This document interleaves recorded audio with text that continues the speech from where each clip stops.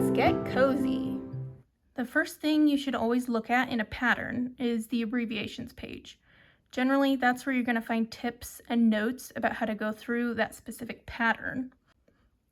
Here's the abbreviation page from one of my patterns. Down at the bottom of the page, I have a link that takes people to a list of different videos and information that might be useful, like how to do color changes, how to do magic ring, and other stuff like that. And I also have a note down there that says that an asterisk means to do a group of stitches all into one stitch. And that's not standard to other patterns. And other patterns you're going to find probably some notes like that that are specific to that pattern.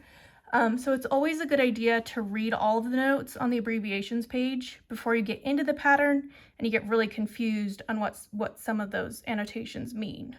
This page will also list the abbreviations that the pattern uses for certain stitches. Some of the abbreviations like SC, HDC, DC, CH are standard, and those are going to be the same in almost every pattern. Depending on the pattern, you might see some more obscure abbreviations. The pattern here uses some additional stitches that are less common, and not everyone knows how to do them. So I include links to the videos for those stitches, but not every pattern maker will. Sometimes they'll have written instructions on how to do the stitch. Like I have, you can see with the chain 2 picot that I have written instructions and a video link. But sometimes they don't have any extra description other than the name of that stitch. So if you don't know how to do a stitch in a pattern, there's no video link or anything, I would suggest you do a YouTube search for that stitch. And it's always a good idea to watch 2 or 3 videos on how to do something because everyone does it a little bit different, and then that way you can get a really good feel for that stitch. Now, you don't need to memorize these codes since you can refer back to the page anytime you want, but it's still a good idea to give it a once over and see if there's any stitches that you don't feel like you can do before you really get into the pattern and then you get stuck because you can't finish it. Here's an abbreviations page from a different pattern maker. You can see that they capitalize the first letter of the abbreviation and use lowercase for the rest of it, on most of them anyways. A lot of pattern makers are going to use that sort of style, with the first being in uppercase and then the rest lowercase. Personally, the mix of the upper and lowercase kind of makes my brain stall out a little bit, so that's why I choose to do the all uppercase in my patterns. And you might also see all lowercase abbreviations, but you can see that the general layout of the abbreviations pages are the same. A list of abbreviations and what they mean, and then notes at the bottom of how to go through the pattern. The materials page is fairly straightforward. It tells you the supplies that you're going to need to make the piece or pieces of the pattern. Definitely go over that before you start. It's going to tell you what yarn you need and the hook size you'll need.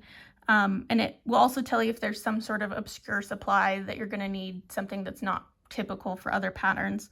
An example for that is that my butterfly pattern for the Hungry Caterpillar, you need a specific wire for the wings. And some patterns, maybe you need like buttons or safety eyes or something, something that you might need to order. So it's important to know if you need to order something before you get started in the pattern, and then you get stuck because you can't finish it because you don't have the piece and you have to wait until it gets to you, which is so frustrating. So definitely give the materials page a very thorough look before you start. Now let's look at some instructions. This is the pattern for the orange in my Very Hungry Caterpillar pattern. It says with a 3.25 mm hook, so that means that's the hook that the hook size that you're going to use on that piece. With desert glaze, that means use that color of yarn for this piece. And these R1, R2, R3, it means round 1, round 2, round 3, and so on. And the R can also stand for row if the pattern is working back and forth in rows instead of in a round.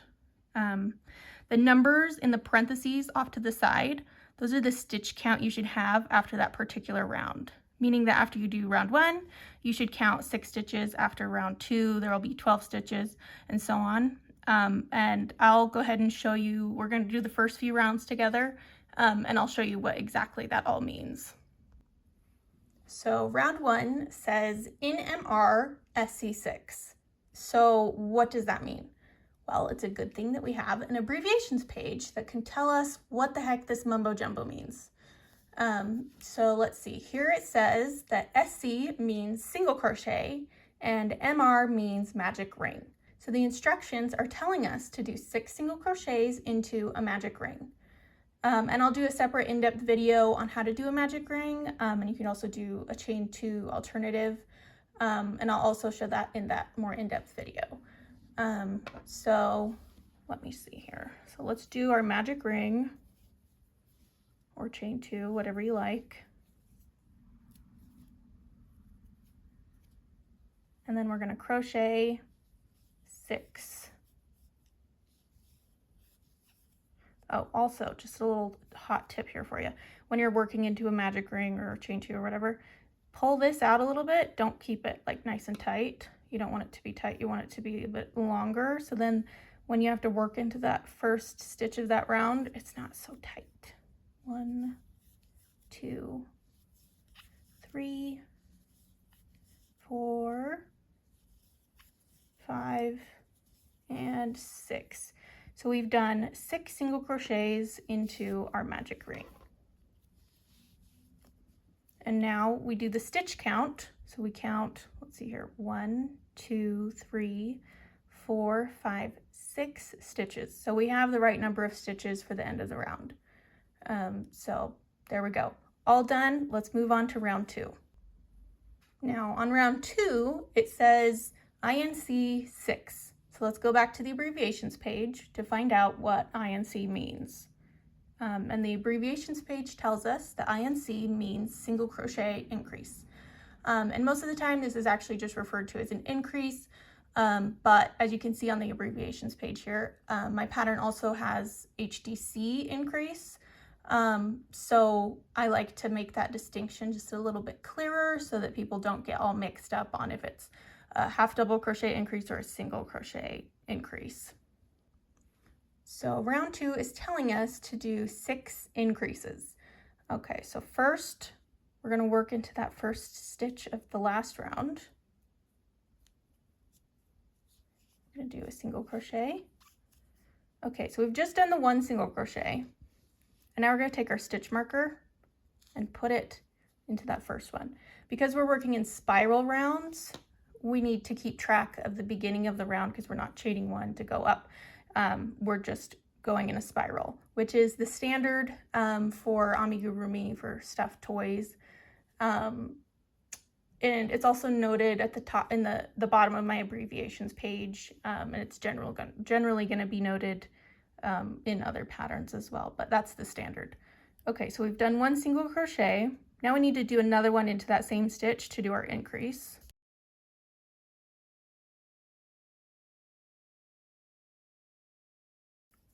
Okay, 1 increase, and we have to do 6 total. So we've done 1, and now we got to go around and do the rest of them.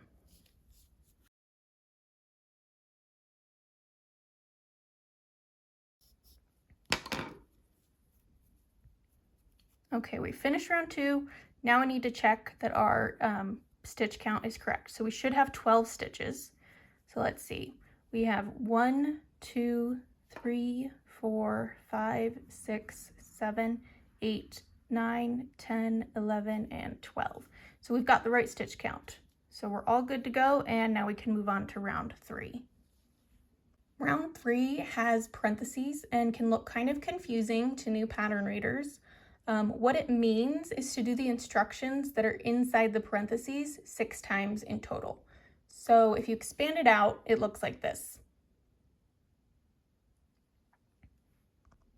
So you can see why it's written in the pattern the way it is with the parentheses. It's way more readable, it's easier to follow. It's just, if you expand it out, it's just like, oh my gosh, that's way too much to look at. So let's get into it. First, we're going to take out the stitch marker. Okay, and then we're going to do a single crochet into the first stitch. And now we're going to take our stitch marker and put it back. You want it to always be in the first stitch of each round so that you can keep track. Okay, so we've done 1, and now we got to do an increase. So we've just completed the instructions that are inside the parentheses one time. So now we have to do a single crochet and an increase 5 more times.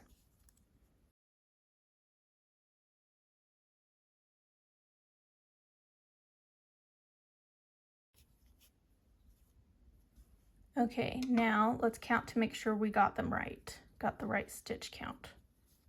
1, 2, 3, 4, 5, 6, 7, 8, 9, 10, 11, 12, 13, 14, 15, 16, 17, 18. So we have the right number of stitches, so we're good to move on to round 4. Now I'm going to explain out round 4, but I'm not going to actually go through the crocheting of it. Round 4 instructions expand out to mean this. We do the first instructions, single crochet, increase, and then we have parentheses. We do what's inside the parentheses for a total of 5 times. And then we move on to the next instruction, which is single crochet. And that will take you to the end of the round, and always make sure to check your stitch count. Let's skip to the R7 through 13 instruction. What does this mean? Well, it means that round 7, 8, 9, 10, 11, 12, and 13 all have the same instruction. For all of those rounds, you're going to do 36 single crochets. Now, after round 14, it says to begin stuffing. And that just means that after you've done round 14, you should stuff the portion of the piece that you've finished, and then keep crocheting, and every couple of rounds, add more stuffing. Let's talk a little bit more about parentheses. Sometimes you end up having brackets and parentheses, like this. First, let's expand out the parentheses. We end up with this. Then expand out the brackets, and we get this. Really, the concept is very much the same as having just one set of parentheses. You do what's inside the brackets a total of 2 times. So you expand out all the instructions that are inside of that bracket, inside those brackets, and you do it once, and then you do it again. So a total of 2 times of what's inside. And you treat the parentheses that are inside of there the same way. You do what's inside of those parentheses a total of 2 times. It'll end up being a total of 4 times because you're doing what's inside the brackets twice, but you get the idea. One other thing to note is that SC is the same as SC1, which is also the same as SC times 1. It comes down to what a pattern maker prefers stylistically, but they do mean the same thing. Let me know in the comments if there's anything about pattern reading that you're still confused on, and thanks for hanging out with me in my castle of cozy.